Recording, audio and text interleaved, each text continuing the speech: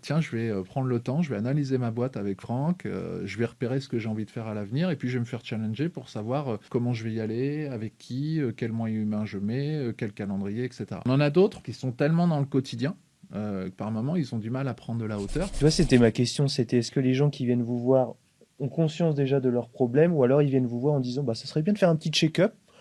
Moi j'ai l'impression que ça va, mais est-ce que vous pouvez venir analyser, auditer pour me dire bah attention, effectivement là tu te rends pas compte, mais t'as pas fait ça, t'as pas fait ci, ou alors attention à ça. Cet axe-là, il existe, mais il n'est pas unique. Tu vois, par exemple, dernièrement, on écrivait dans le nouveau projet d'entreprise des choses plus précises, tu vois, Hmm. sur les publics qui sont les nôtres.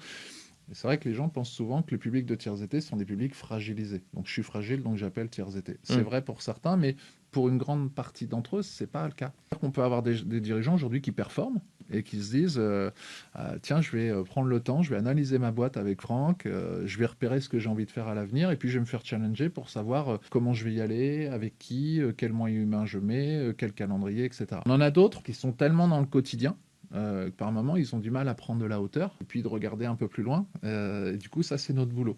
On en a d'autres qui sont secoués, pro et perso. Et là, ils vont avoir besoin d'un peu de confort. Donc ça va être notre job. Et on en a d'autres qui, des fois, nous appellent en grande urgence, pro ou perso. Et là, ça va être notre boulot d'intervenir en grande urgence.